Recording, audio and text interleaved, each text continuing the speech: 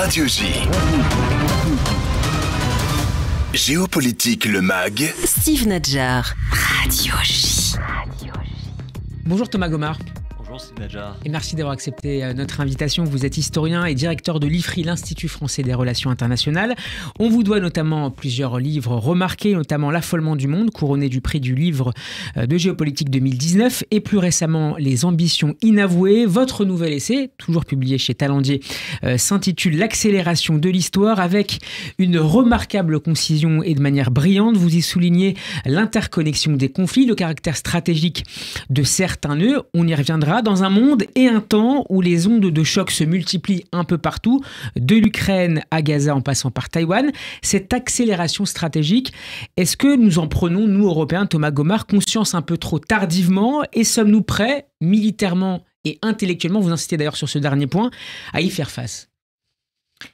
Alors sur le dernier point, je ne pense pas que nous soyons prêts, ni militairement ni intellectuellement, et qu'un des raisons pour lesquelles je me suis lancé dans l'écriture de ces essais, vous avez mentionné L'affolement du monde 2019, en parallèle de mes recherches à l'IFRI, c'est pour essayer de contribuer dans l'espace public au retour, je dirais, des questions stratégiques, en fait, qui ont été progressivement éludées. Il y a différentes explications à cette situation, mais sur lesquelles on pourrait revenir, mais c'est pas le sujet, le point principal. Le point principal, c'est qu'effectivement, il y a une accélération, à mon sens, que je définis comme la multiplication des actions intentionnelles pour modifier le rapport de force. Et que cette modification intentionnelle est difficile à relever parce que précisément, on a accordé assez peu d'importance aux questions stratégiques en Europe, je dirais, au cours des 30 dernières années. La fin de l'histoire, on y croyait encore avant l'Ukraine en Europe? La fin de l'histoire telle que Fukuyama l'a présentée, je pense que plus personne n'y croit, mais les paradigmes, au fond, sur lesquels se sont construits la mondialisation et l'Union européenne sont des paradigmes très profonds et qui ne peuvent pas changer sur un claquement de doigts. Et donc, dans les éléments, si vous voulez, de rupture, je vois quand même les choses bouger dans mon métier depuis 2016, c'est-à-dire le Brexit, l'élection de Donald Trump, la crise sanitaire, la guerre d'Ukraine, la résurgence du conflit israélo-palestinien après l'attaque du Hamas.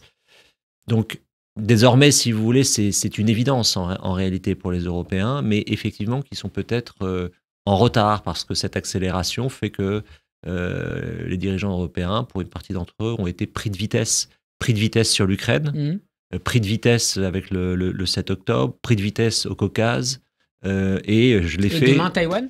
C'est possible, voilà, et j'ai fait ce livre parce que je pense qu'il faut être extrêmement attentif à ce qui se passe dans le détroit de Taïwan pour deux raisons principales. C'est que désormais le centre de gravité géoéconomique mondial se situe en Asie-Pacifique et donc inclut le détroit de Taïwan, et puis parce que surtout le détroit de Taïwan et Taïwan représentent l'alpha et l'oméga idéologique de la République populaire de Chine, et je pense que l'émergence économique d'abord et stratégique de la Chine depuis 1979 est le principal élément de transformation du système international. Un observateur que vous citez, je crois qu'il est japonais, envisage la possibilité d'une guerre à l'horizon 2027. Je crois qu'il dit qu'il y a 4 chances sur 5 qu'elle arrive à ce moment-là. Ça vous paraît également une évaluation crédible? Vous savez, à l'IFRI, on fait tout un travail justement, comme beaucoup de think tanks dans le monde. En fait, c'est un des principaux sujets couverts par les think tanks sur des scénarios,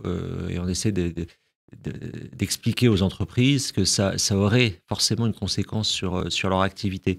Ce qui est intéressant quand on fait ce travail, c'est de voir qu'en fait, comment une doxa sur une chronologie se crée. Alors, 2027 est une date qui revient souvent, pour la raison suivante, c'est que les analyses fines sur le plan militaire estiment que pour avoir une capacité d'action de vive force, l'armée populaire de libération doit se doter d'un certain nombre de capacités qui seront complètement atteintes à horizon 2027. C'est une des raisons pour lesquelles la date de 2027 est retenue, mais dans le livre aussi, je mentionne 2030, parce que par exemple, vous avez des analyses consistant à dire qu'une attaque ou une manœuvre vis-à-vis de Taïwan ne serait pas faite par la République populaire de Chine tant qu'elle ne serait pas davantage sécurisée sur le plan énergétique, et donc qui ont plutôt un horizon de temps de 2030. Donc ça, c'est intéressant parce qu'en fait, ce sont des anticipations. Et donc, ça a des conséquences sur des positionnements diplomatiques, sur des investissements, Notamment sur en des matière de partenariats. semi-conducteurs aux États-Unis. Absolument, oui. En revanche, ce qui me semble parfaitement explicite, il faut toujours lire et écouter très attentivement ce que disent les dirigeants des pays, quels qu'ils soient.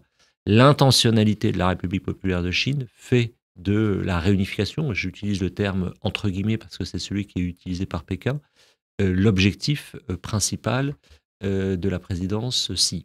Et la victoire de William Lai à la dernière présidentielle taïwanaise le week-end dernier est un problème pour la Chine. On parle beaucoup parmi les observateurs d'un statu quo qui serait maintenu à travers cette victoire. C'est aussi la manière dont Pékin perçoit cette élection.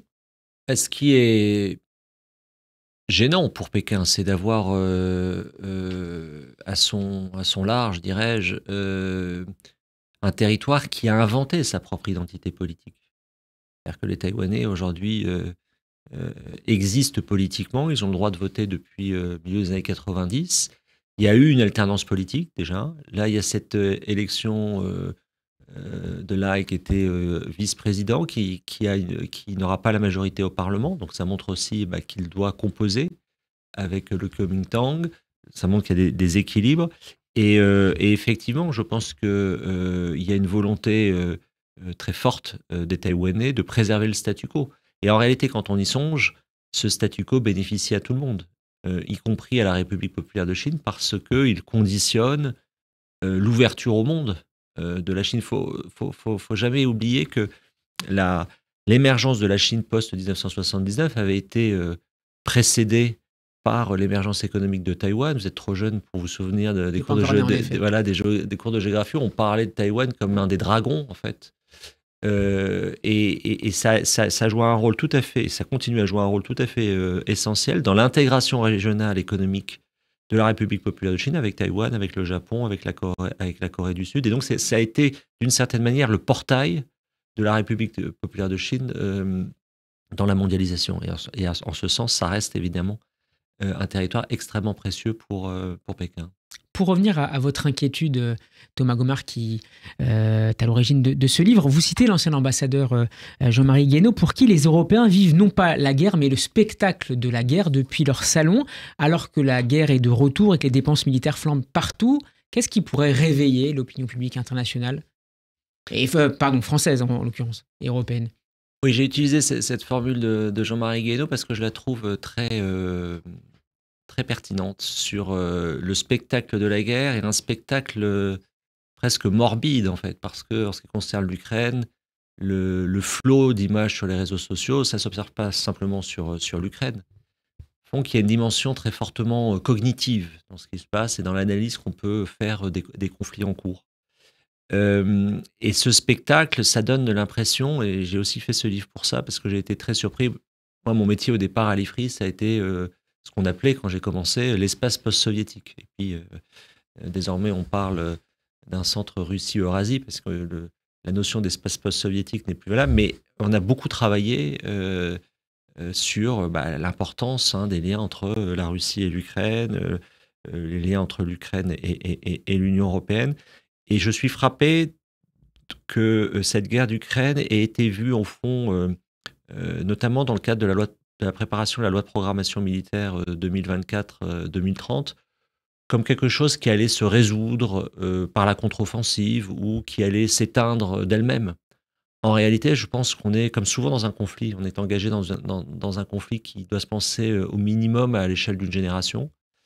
Et de mon point de vue, nous sommes au mi-temps de cette guerre, puisqu'elle a commencé en 2014, et c'est peut-être là aussi qu'il y a une erreur d'analyse qui a été commise par certains. L'annexion de la Crimée est vraiment un tournant. La lecture qui avait été faite par certains à l'époque consistait à dire au fond, la Crimée a toujours été russe, donc c'est pas si grave. Si, en fait, c'était tout à fait décisif. On se retrouve donc 10 ans après, en 2024, dans une situation où la contre-offensive ukrainienne a échoué sur le plan terrestre, que cet échec, au fond, crée un sentiment de fatigue, pour ne pas dire de lassitude, de la part des Européens, qui, à mon avis, ne prennent toujours pas la mesure de ce qui se joue en Ukraine. Et alors que pèse une autre incertitude, à savoir l'éventuel retour au pouvoir aux États-Unis de Donald Trump. Voilà, j'allais y venir, c'est que nous sommes en 2024 suspendus au résultat des élections américaines, avec un possible retour de Donald Trump à la Maison-Blanche, qui aurait des effets immédiats, d'abord sur la relation transatlantique, et puis ensuite sur la nature du soutien fourni à l'Ukraine. Et donc l'Ukraine est dans une situation difficile en ce moment. Je pense pas du tout qu'elle puisse se permettre d'être fatiguée, parce qu'en fait, ce que les Ukrainiens, si vous voulez, savent pourquoi ils se battent. Ils se battent parce qu'ils ont très bien compris ce que signifiait dans la bouche de Moscou la dénazification et la démilitarisation. Les Russes ne savent pas pour se battre. La jeunesse russe ne se précipite pas pour recoloniser le Donbass. Elle a même, pour ses éléments les plus brillants, en fait, quitté le pays et s'est installée à Dubaï. Elle préfère Dubaï au Donbass, d'une certaine manière, ou l'Europe à ce qui se passe dans le Donbass. Donc ça, c'est quand même une asymétrie de volonté extrêmement forte. Et est-ce que nous savons pourquoi nous continuons à soutenir l'Ukraine ? Alors ça, c'est une très bonne question. Moi, je pense que le soutien à l'Ukraine, il faut commencer par rappeler que, contrairement à ce qui est dit en permanence à Moscou, il n'y a pas de guerre de l'Europe ou de l'OTAN contre Moscou. C'est Moscou qui est en guerre contre l'Occident collectif et qu'aujourd'hui, il y a 3 belligérants, la Russie, la Biélorussie et l'Ukraine. Et l'Ukraine est soutenue au nom de son droit à la légitime défense, c'est-à-dire d'avoir vu son intégrité territoriale violée par la Russie depuis 2014 et avec l'invasion de grande ampleur de février 2022. Est-ce que les Européens savent pourquoi ils soutiennent ? En fait, vous avez des pans de l'opinion qui l'ignorent ou même qui trouvent ce soutien exagéré ou trop onéreux. Il y a des voix éminentes qui se sont exprimées en ce sens après l'échec de la contre-offensive ukrainienne. Mais ce qui se joue, c'est tout simplement, le fait que les Européens, au sens large, ont perdu leur principal avantage comparatif à l'échelle globale, qui était leur stabilité stratégique. C'est-à-dire que c'était un continent en paix, ce n'est plus un continent en paix. Et ensuite, ce qui se joue, c'est évidemment l'intentionnalité d'une Russie qui, sous Vladimir Poutine, se fait l'avant-garde de la désoccidentalisation du monde et d'une volonté de marginaliser les Européens à l'échelle globale et sur le continent d'être dans une position de domination. Thomas Gomard, 2 dates vous semblent particulièrement significatives de cette accélération de l'histoire. Le 24 février 2022 avec l'invasion donc de l'Ukraine et le 7 octobre 2023 avec les massacres du Hamas en Israël et la guerre qui s'en est suivie. Vous rappelez les déclarations de Joe Biden très vite. Dès le 17 octobre, il fait un lien entre le Hamas et Poutine. Quelles conséquences stratégiques cette guerre, qui n'est pas terminée, peut-elle ou a-t-elle déjà impliqué ? Vaste question. Si vous voulez, pour moi, la première surprise du 7 octobre, c'est 2 choses. Et il y a toute une réflexion aussi sur le nucléaire dans le livre, en dépit de sa concision, parce que je pense qu'en réalité, nous avons 3 crises nucléaires entremêlées. Et ce qui m'a frappé, moi, le 7 octobre, c'est le terrorisme militarisé du Hamas, en termes de mode opératoire, l'effet de surprise, et le fait qu'Israël, puissance nucléaire, a 1400 morts en un jour sur son propre territoire. Donc c'est un choc extrêmement profond, à mon avis, dont les effets politiques pour Israël vont être très, très longs à digérer. Et quand vous êtes face à ce type de choc, quand on parle de terrorisme, bien souvent, et là c'est un terrorisme très particulier parce que militarisé, de très grande ampleur, vous êtes face à 2 écueils, ou la sous-réaction ou la surréaction. Et le choix fait par le gouvernement Netanyahou, c'est la surréaction. Pour restaurer sa dissuasion. Pour restaurer sa dissuasion, pour essayer de traiter militairement le Hamas avec un objectif très maximaliste. C'est-à-dire que de prétendre détruire le Hamas, compte tenu à la fois dans son organisation militaire, mais compte tenu aussi de ce que le Hamas représente politiquement et socialement dans la bande de Gaza, c'est un objectif que j'ai jugé, moi, comme analyste, très maximaliste. Alors sur votre question, est-ce que c'est une modification à l'échelle régionale? C'est évident. À qui profite le 7 octobre? Profite à l'Iran, principalement, et en partie à la Russie. Et c'est pour ça que la mise en relation par Joe Biden était intéressante à relever quelques jours après les événements. Pourquoi? Parce que l'Iran, ce faisant, est devenu le héros de la cause palestinienne, a interrompu le processus enclenché par les accords d'Abraham qui avait comme finalité un rapprochement ou une forme de normalisation entre l'Arabie saoudite et Israël. Et qui est aujourd'hui remis en cause pour un bon bout de temps. Qui est arrêté, parce que de la même manière que nous avons évacué la question palestinienne de l'agenda à tort, et ça c'est à mon avis le résultat à la fois du travail diplomatique d'Israël, le résultat aussi du désintérêt des monarchies du Golfe pour la question palestinienne et concomitamment du désintérêt des chancelleries occidentales pour cette question, elle a ressurgi de manière extrêmement brutale. Et donc il y a la question du Hamas en tant que tel, et puis il y a la question plus largement palestinienne qui est reposée de manière extrêmement brutale, et notamment aussi avec l'attitude du gouvernement Netanyahou en Cisjordanie. Donc pourquoi quand j'essaie de le regarder de manière plus globale, ça sert l'Iran. On a aujourd'hui une république islamique d'Iran qui prépare son 50e anniversaire, qui accélère son programme nucléaire, qui est un des pays les plus sanctionnés au monde avec la Russie et la Corée du Nord, et qui est en train de sanctionner les sanctionneurs en utilisant les Houthis en mer Rouge, qui, avec quelques opérations, en fait, détournent le flux commercial et ça, par la mer Rouge. pour l'expert que vous êtes, c'est une surprise, l'efficacité des opérations Houthis qui paralysent une partie. Ce qui me surprend, c'est l'asymétrie. C'est-à-dire avec si peu, d'après ce que j'ai lu, mais sous réserve de confirmation, je crois qu'en réalité, il n'y a eu qu'une dizaine de bateaux réellement touchés et sans dommages majeurs. Bon. Eh bien ça vous provoque deux choses. Un détournement des flux maritimes tout à fait spectaculaire et une réaction militaire des États-Unis et du Royaume-Uni par des frappes sur le territoire du Yémen.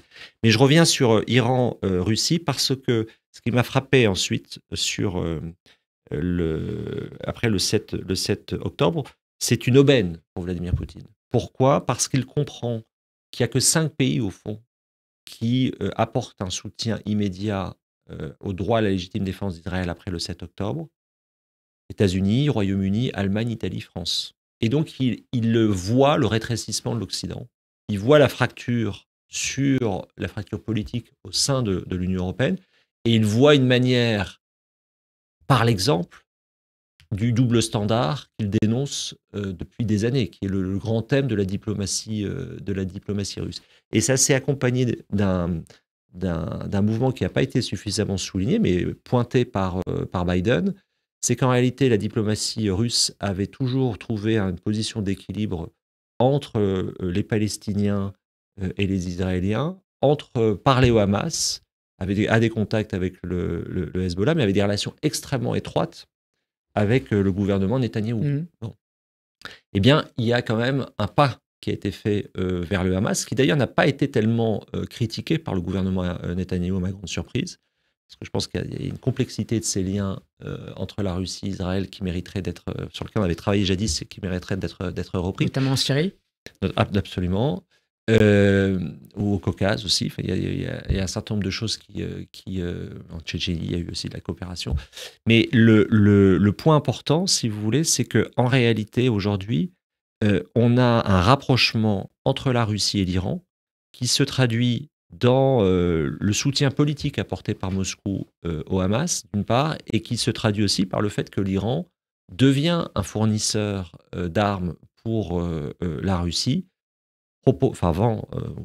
procure des drones à la Russie dans le cadre de son intervention en Ukraine. Et donc, c'est un exemple parmi d'autres, pointé politiquement par Joe Biden, mais de ce que j'appelle dans le livre les effets de bord entre les théâtres en réalité, et que nous avons beaucoup de mal à décrypter.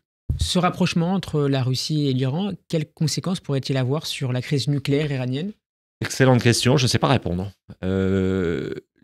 Jusqu'à, si vous voulez, ce que j'ai lu et ce que je comprends, c'est que dans le cas des négociations du JCPOA, les Russes ont toujours été un partenaire considéré comme extrêmement fiable, rigoureux, comme c'est de produire leur diplomatie.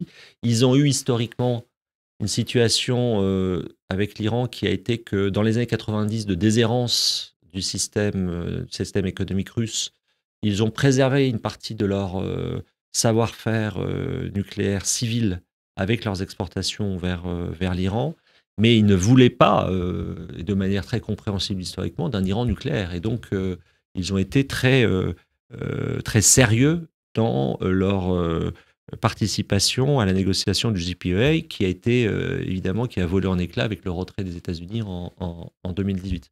Depuis lors, c'est beaucoup plus difficile de comprendre leur position, parce que depuis lors, ce qui se passe, et évidemment ça a été accentué avec l'agression contre l'Ukraine, il y a très clairement un projet de la Russie de mettre à terre l'Union européenne et d'infliger une défaite symbolique à l'OTAN.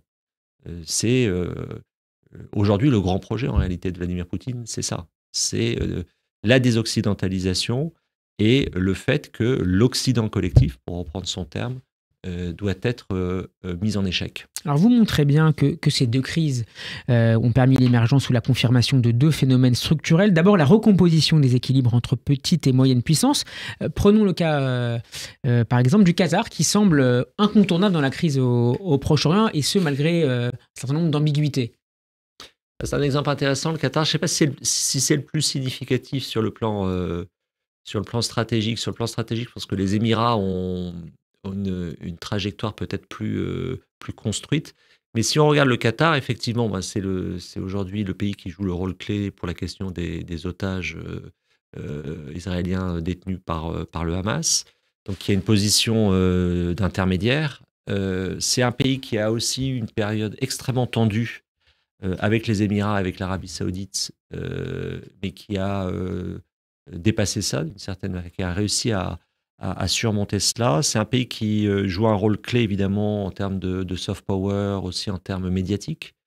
Donc, c'est intéressant de ce point de vue-là, effectivement. Mais quand on regarde plus généralement les pays du Golfe, les monarchies du Golfe, moi, ce qui me frappe, si vous voulez, c'est deux choses. La première, c'est leur volonté très poussée par l'Arabie Saoudite. D'ailleurs, suivre, à mon avis, très attentivement l'évolution des relations entre l'Arabie Saoudite et les Émirats.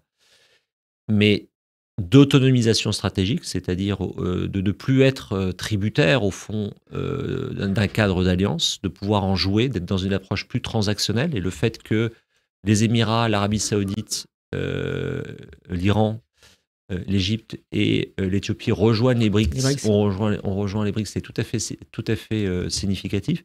Puis le deuxième trait, c'est que ce sont des pays qui sont qui vis-à-vis de nous, enfin plutôt nous vis-à-vis d'eux, sommes dans le paradoxe suivant, qui doivent leur fortune et leur richesse actuelle aux hydrocarbures, et vers lesquels on se tourne pour deux choses: pour exporter nos systèmes d'armes et pour chercher des financements de notre transition énergétique. Et donc, en réalité, de la même manière que, à mon avis, la dépendance de l'Europe s'est accentuée vis-à-vis des États-Unis à la faveur de la guerre d'Ukraine, la dépendance de l'Europe vis-à-vis des pays du Golfe en termes financiers s'accentue et va s'accentuer dans les années à venir. Quelles sont les ambitions de Mohammed Ben Salman, le prince héritier saoudien? Vous le citez notamment lorsqu'il exprime l'idée de faire de son pays l'Europe d'ici une dizaine d'années à travers le plan 2030. On l'a vu se rapprocher, l'Arabie Saoudite se rapprocher depuis 2016 de la Russie sur la question énergétique pour justement se désaligner partiellement des États-Unis. Qu'est-ce qui peut l'arrêter dans ses ambitions? C'est la grande question en réalité, parce que on sent qu'on a un prince extrêmement ambitieux, jeune, donc il peut raisonner en 1-2 générations en réalité, dans une logique de transformation très poussée. Quand on lit, quand on regarde les choses, le plan Vision 2030, donc il a été lancé de mémoire, il a commencé à être mis en œuvre depuis 2018, je crois.